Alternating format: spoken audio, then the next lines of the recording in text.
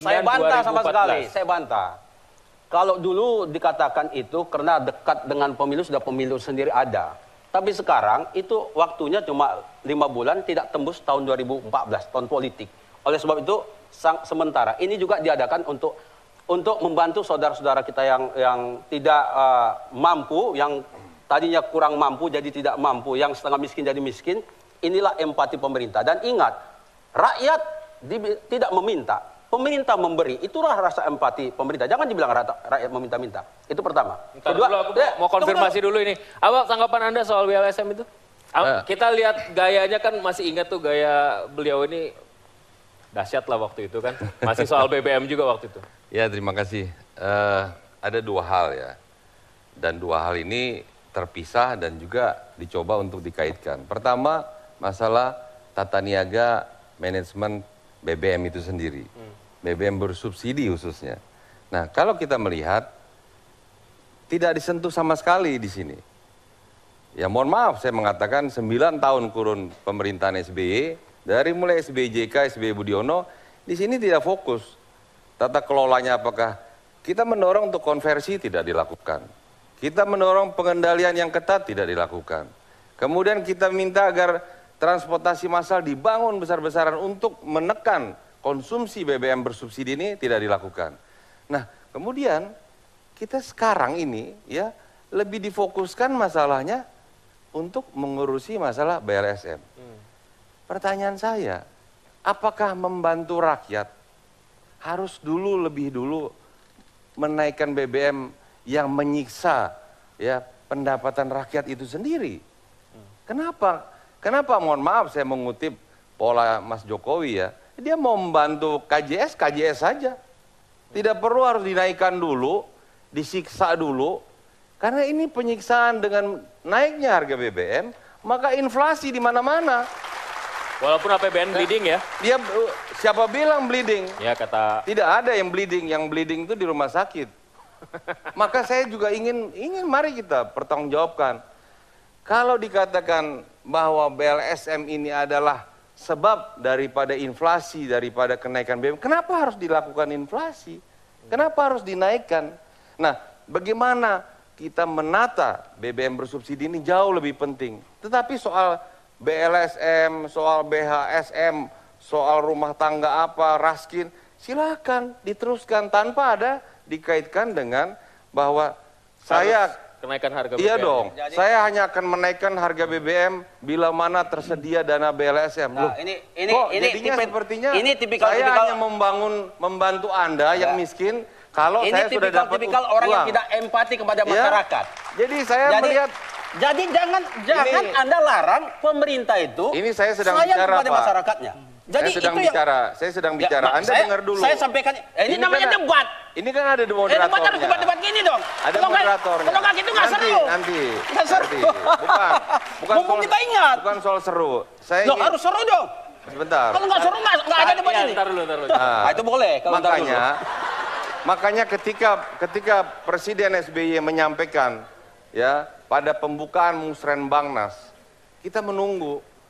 Dia mau menentukan kapan menaikkan. Ternyata saya hanya akan menaikkan bila mana tersedia dana BLSM.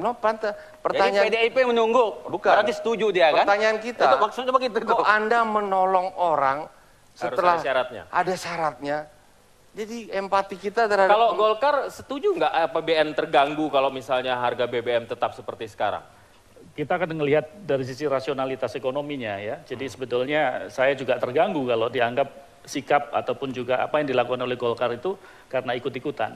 Jadi kalau kita menggunakan asumsi, kita ngitung-ngitung dikit ini, kalau 48 juta kiloliter kita pakai BBM bersubsidi, dengan kurs sekitar 9.600, itu namanya sekarang BBM subsidi. 10.000 loh. Ya, tapi kan kita pakai yang asumsi 9.600, itu BBM bersubsidi 245 triliun. Ya, kalau tidak dilakukan kenaikan. Setelah dihitung apabila ada kenaikan dengan 2 harga, maka jatuh di 209. Jadi berarti ada penghematan sebetulnya yang diakibatkan apabila. Saya begini, kalau misalnya tidak dinaikkan, terganggu nggak APBN? Ya pasti terganggu. Secara Bleeding postur, nggak kira-kira? secara postur ya terganggu. Bleeding Karena begini, katanya, Pak. jangan salah ya. Kita melihat 6 bulan lagi persoalan ini akan kita hadapi bersama lagi. Karena tidak ditata. Bayangkan ya, sekarang kita proyeksi 2014 APBN dulu, tapi Pak, 52 juta kiloliter. Ya, Kasih dulu. 52 juta Saya nggak kiloliter. boleh, dia boleh. Jadi Ya kasih dia dulu. Enggak, saya juga Jadi harus adil. sehingga Tito, Anda pertumbuhan- hadir. Kasih Iya, dia. iya, Kasih dia. Yuk selesaikan, ya, selesaikan. pertumbuhan Selesaikan dulu. konsumsi kan begini ya. Tadi Jadi saya kan dia. akan kalau BBM kita- itu tidak bisa. kalau kita Yuk, berbicara anggaran, itu mesti utuh ya. Kita ada rambu-rambu defisit anggaran tidak boleh lebih daripada 3% ya. Kalau kita hitung sekarang ini kemungkinan defisit anggaran untuk lebih daripada 3% itu ada. Lebih Ya, dari 3%. lebih daripada 3% itu kalau kita tambahkan dengan defisit yang terjadi di daerah ya. Itu sekitar 3,3%. Ini kan sudah ada sesuatu yang kita mesti kalkulasi ulang gitu ya. 3% itu bertahan sampai 2013 berakhir. Begitu kita ada kenaikan. Begitu ada kenaikan kalau kita tidak Akumulasinya sampai 2013 berakhir berapa?